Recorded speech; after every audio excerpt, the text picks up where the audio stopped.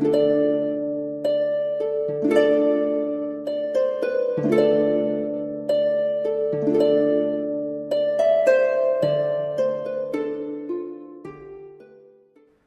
Netanyahou, vous assurez que la décision antisémite de la Cour internationale de La Haye est une affaire Dreyfus moderne et qu'elle s'achèvera de la même façon.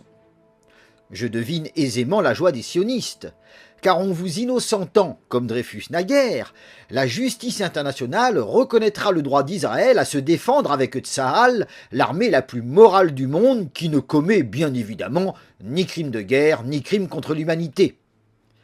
44 000 morts à Gaza, ce n'est pas notre responsabilité, clame cet Israélo-américain. Les experts militaires indiquent que notre armée est probablement, en termes de statistiques, l'armée la plus respectueuse qui ait jamais existé. Pardi. Votre président Isaac Herzog l'affirme. Israël défend la démocratie et la liberté contre la terreur et le mal. Israël a été agressé de façon barbare, ce qui lui donne le droit de défendre son peuple. Bref, Israël mène une guerre juste. Or, le juste ne commet aucun crime. S'il tue, c'est la faute des salauds qui lui ont donné cette envie. Telle était la morale de Terminal, film de 1997 dans lequel des élèves assassinent en toute impunité un de leurs professeurs qui était un néo-nazi négationniste. Le bon, lui, peut frapper et tuer de sang-froid, car c'est pour le bien. Cette rhétorique est connue.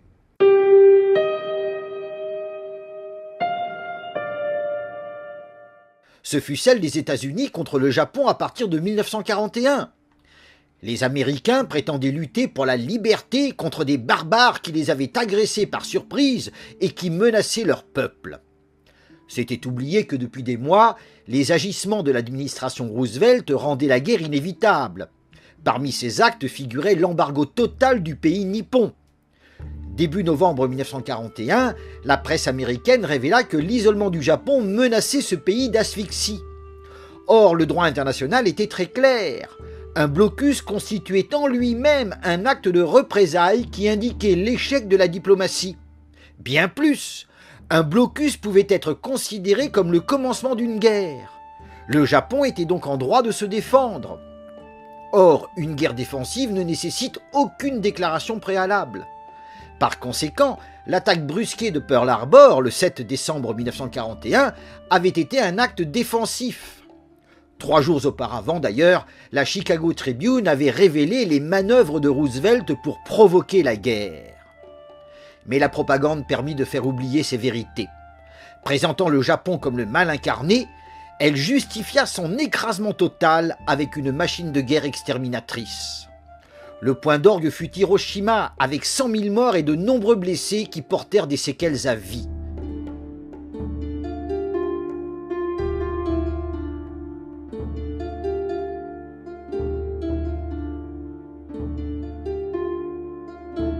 Mais sachant que c'était pour la démocratie et la liberté contre le mal et la barbarie, tout était justifié.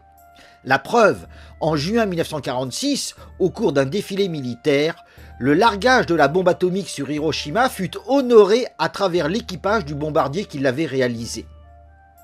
Je comprends donc votre optimisme, monsieur Netanyahou. Votre relax triomphal au terme du procès qui vous attend renforcera la cause sioniste. Mais alors, pourquoi ces réactions indignées en Israël, à commencer par celle du président Isaac Herzog ? Pourquoi parle-t-il de jours sombres pour la justice et pour l'humanité ?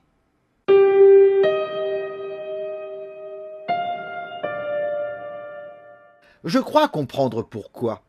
Le ministre israélien de la Sécurité nationale, Itamar Ben-Gvir, accuse la Cour internationale d'être antisémite de part en part. Les Juifs voient des antisémites partout, car le chantage à l'antisémitisme est un joker qui leur permet de se tirer de tous les mauvais pas. Mais allons plus loin et supposons que l'accusation soit vraie. Vous craignez donc, monsieur Netanyahou, d'être jugé par des antisémites, c'est-à-dire par des ennemis. D'où cette Israélienne qui lance « Je pense que Netanyahou doit rendre des comptes, mais uniquement à nous, ses concitoyens.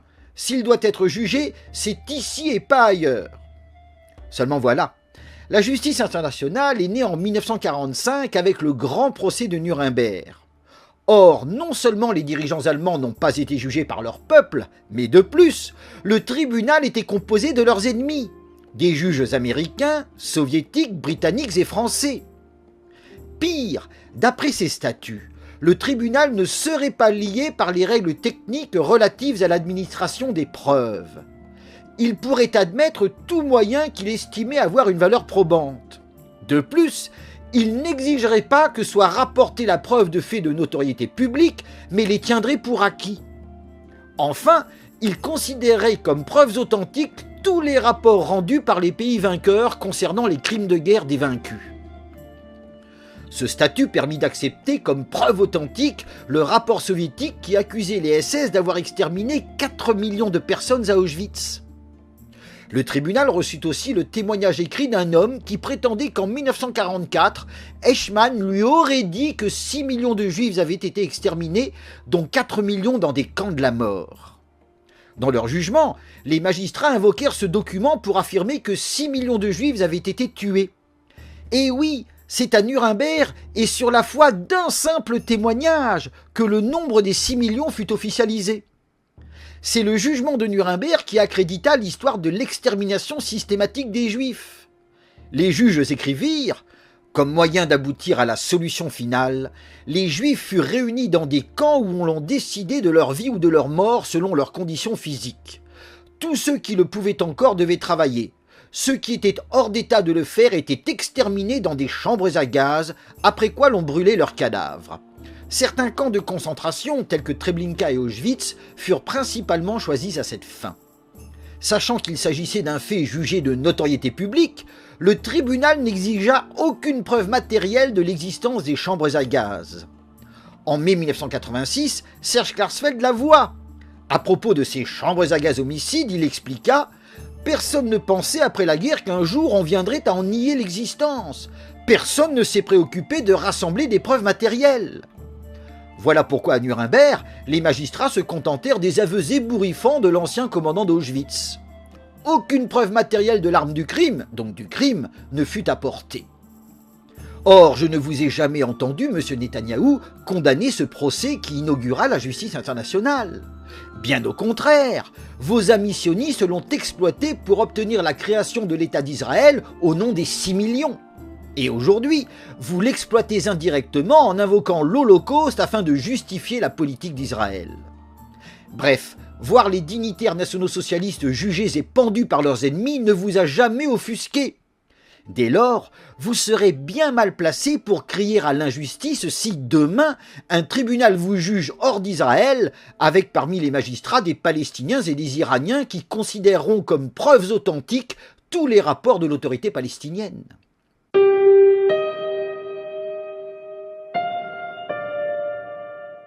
Peut-être un rapport accusera-t-il les soldats de Tsahal d'avoir fait rôtir à la broche des Palestiniens. Hypothèse folle? Non. Le 7 juin 1946, un procureur soviétique accusa les troupes allemandes d'avoir écartelé, pendu par les pieds et fait rôtir à la broche des prisonniers soviétiques. Vous m'objecterez que personne ne pourrait croire un tel mensonge s'il était proféré contre Tsahal. Et pourquoi pas? Quand il s'agit de l'Holocauste, tout passe. Considérons Denise Holstein, morte le 16 novembre dernier. Pendant des années, elle a témoigné dans les écoles.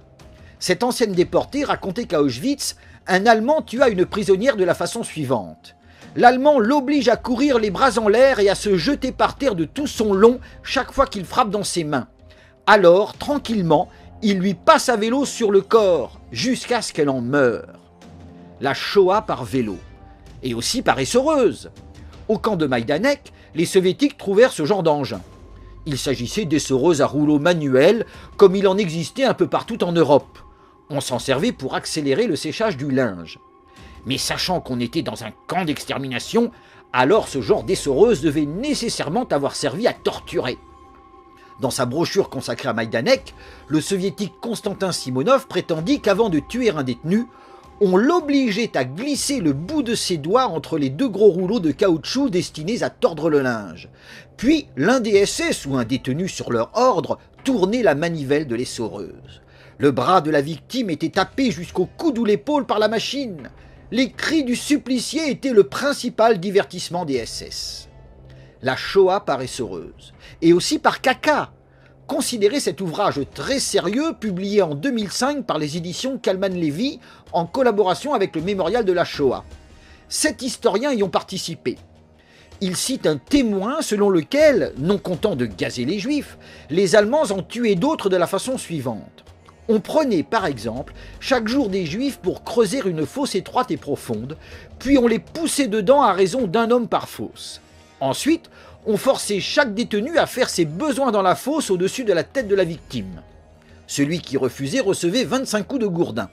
On continuait ainsi toute la journée au-dessus de lui, jusqu'à ce qu'il fût étouffé par les immondices. La Shoah par Caca. Il fallait y penser. Ne parlons pas de ces grandes chambres à gaz pour 1000 personnes à la fois, qui sont une totale impossibilité technique.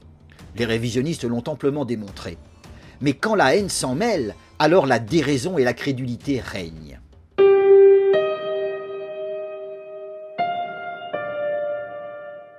Je comprends donc l'inquiétude qui peut exister en Israël à l'idée d'être jugé par des ennemis. Mais même sans cela, vous avez raison, monsieur Netanyahou, de craindre un procès. Car les crimes israéliens à Gaza sont documentés. Le 20 mai dernier, le procureur qui vient de lancer un mandat d'arrêt à votre encontre expliqua « Mon bureau soutient que les preuves que nous avons recueillies, y compris des entretiens menés auprès de victimes et de témoins directs des faits, des documents audio et vidéo authentifiés, des images satellites et des déclarations faites par des membres du groupe qui auraient commis ces crimes, démontrent qu'Israël a délibérément, systématiquement et continuellement privé la population civile de l'ensemble du territoire de Gaza de moyens de subsistance indispensables à sa survie. Mon bureau affirme que ces actes se sont inscrits dans le prolongement d'un plan commun visant à affamer délibérément des civils comme méthode de guerre et à recourir à d'autres actes de violence à l'encontre de la population civile gazaoui afin de servir les objectifs suivants. 1. Éliminer le Hamas. 2. Accroître la pression sur le Hamas pour obtenir le retour des personnes retenues en otage. Et 3. Punir collectivement la population civile de Gaza perçue comme une menace pour Israël. Les requêtes présentées aujourd'hui sont l'aboutissement d'une enquête menée par mon bureau en toute indépendance et en toute impartialité.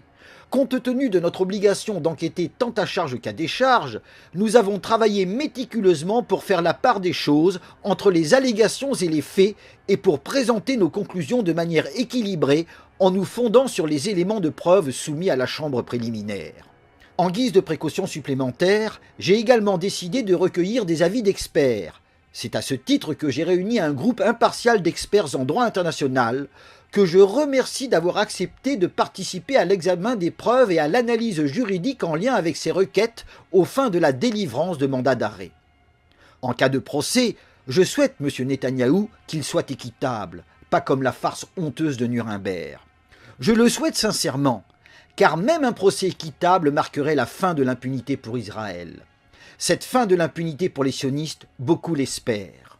Vous les accuserez d'antisémitisme? Non, ce sont des gens soucieux de la justice véritable, pas celle de votre Dieu Yahvé.